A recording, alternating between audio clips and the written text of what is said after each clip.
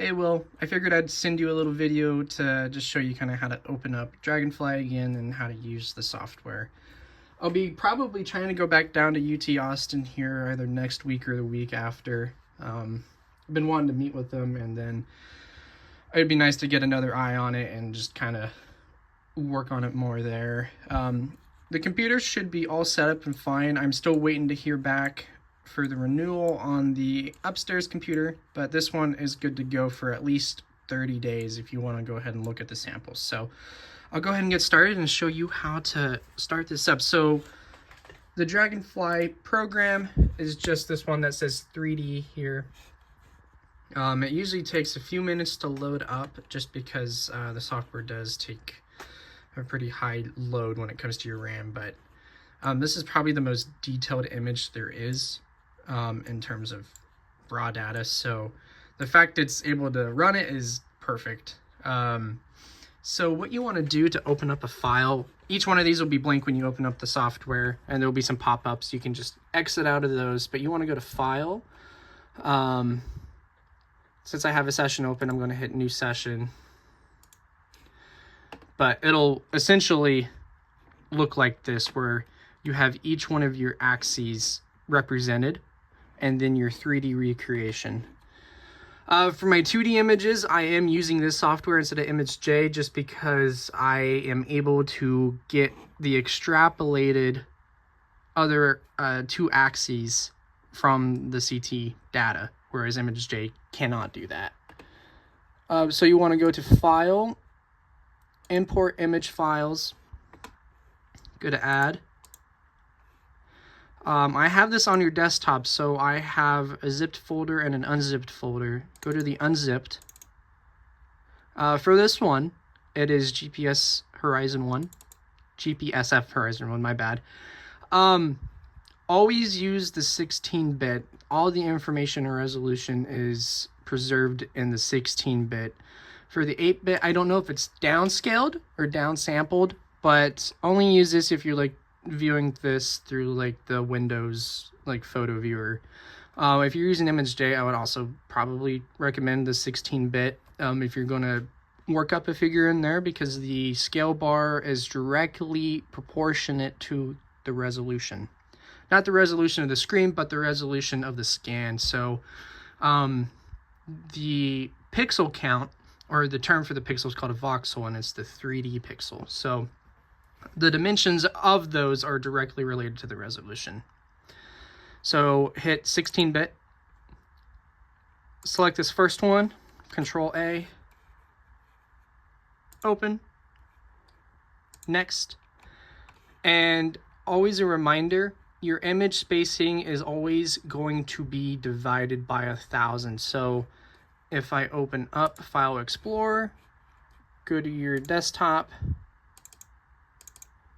and I go to the information packet, so contents of this, you want to look for this right here. Voxels are 20.01 microns. So each pixel that you see on the screen, which is representative of the 3D pixel, the voxel, each one of those is going to have the 20.01 squared dimension.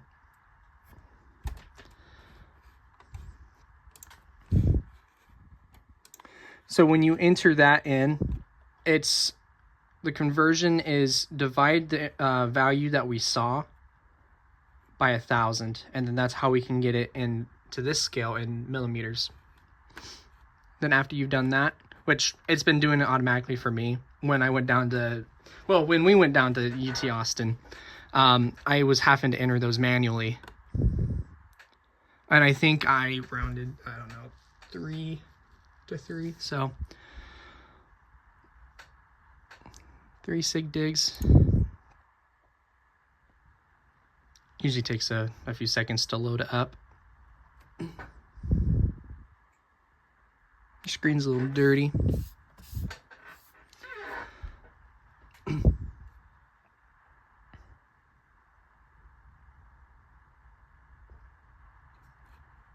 Okay, sweet.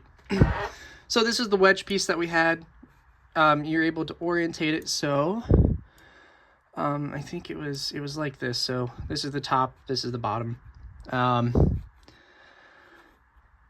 you've got your kind of like your top-down view. You've got your two side views, which is real nice. If you use Image J, you're not able to get your other two axes. And just kind of looking at this, you have a color bar here that represents the grayscale. So let's say the darker something is over here, that's going to be closer to the density of the air around the sample. That's how this works. So it's relating how dense this is. I say dense in quotations because when I was down there, they told me to be careful with that word. How solid this is compared to the air around it. So the lighter the color is, the more dense it is. So you can see right here, this is very dense, whereas you have these pockets over here. And I would assume these are kind of like these porosity zones that we were seeing from the dissolution. This, I don't know. I would assume that this is probably some sort of clastic that was there from scour. You can also see the 3D distribution of them as well in the other two axes. So kind of going through it here, which you look at this right here, this stands out to me because I wonder if there's some sort of infilling there or some sort of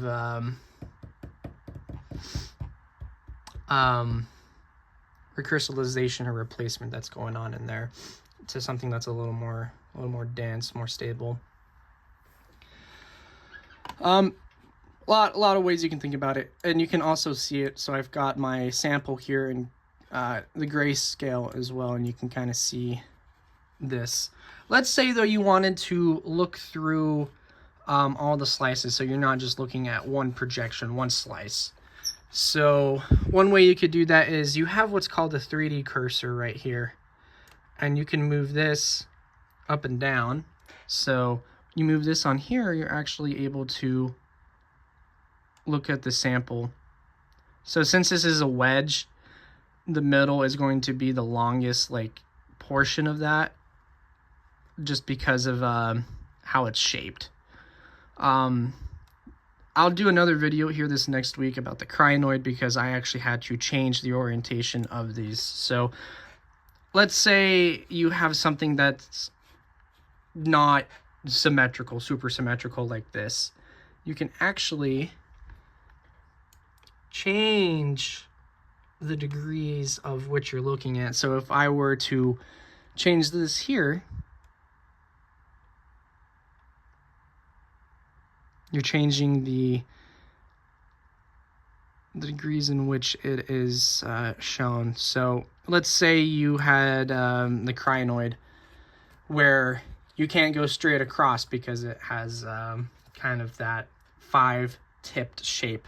You may have to orientate these a little differently just to get them fully representative of the crinoid, because you'll get places where how do I say this? It's really hard to say into words without showing you that sample. I'll probably just have to show you later, but if you have an unsymmetrical sample, it's just going to be very difficult for these to be at 90 degrees and fully represent what you're looking at, because there's going to be a lot of hidden information you don't see. I'll show you this again sometime later, but let's say you wanted to invert the color scale on this though. So you want to go over here to your side panel, and you want to you got to click on the one you want. You got to do that for each one of these as well. And instead of grayscale, I'm going to look for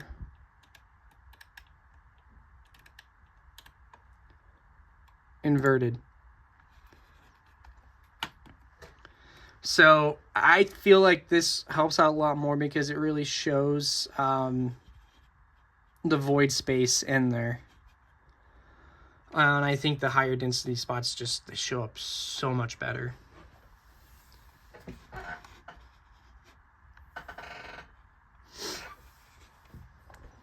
Let's say you want to figure out the annotations for this though. So most papers, they don't include the color bar. For something like this is just a direct relation to how dense or solid something is compared to the air around it. So it's really good at looking at boundaries, but there's no numerical value. So even though it has a value right here, that's just relation to what's surrounding it. There's no actual metric, like actual density measurement, if that makes sense. Sorry, I'm tired. But what you want to do, let's say you want to get rid of the annotations right here. You don't need this information on here. You don't need the scale bar, and basically the information I'm going to be including on my paper in a summary table is this right here. I'll have this probably in my appendix, but you don't need all of this. So basically what you want to do is go back to the left panel, click Scene View Properties, and you want to unselect Legends, unselect Show Text Annotations, and you want to hit Scale Bar. So on your 2D images, you will get the scale right here. Now, since you have that there, you can probably work this image up in, let's say, another software and then move this over here. I haven't actually tried to see if I can move. Oh, yeah, sweet. Okay, you can move this. Awesome. So there you go, your scale bar. And this is practically all you need, and this is what's kind of being shown in the papers. What you want to do to keep this image is you want to go over here to the camera, and it's been copied to your clipboard. So let's say you open up Word.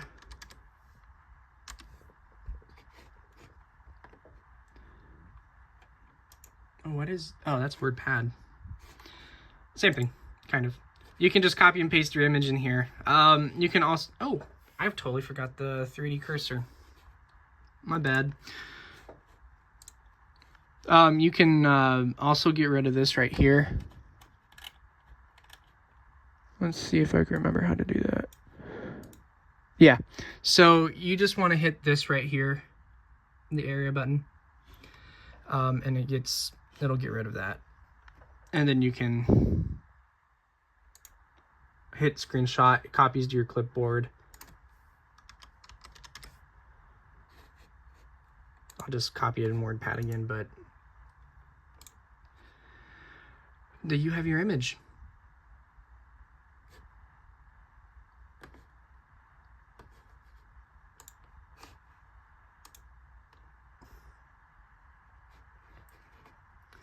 So it's really helpful. It's really cool, but I figured I would show you this. Sorry, it's kind of a bad tutorial with my phone and me kind of being scatterbrained right now, but this is how I've practically been working up my my figures.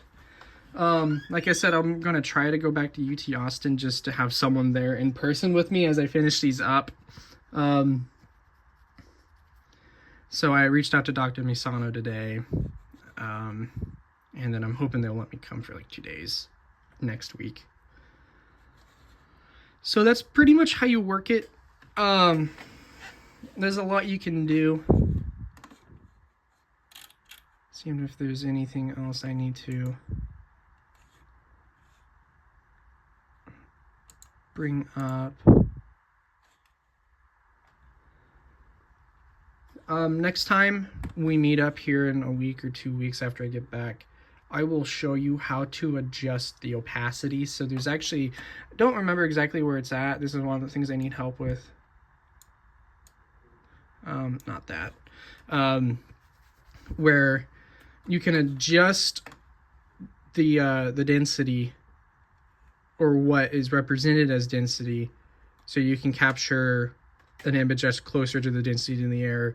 Or let's say you just want to look at one specific thing, you can look at the 3D orientation of that. But there's other softwares you can do that into. But yeah, I think that's just a good quick reminder of how to open this up and make a figure.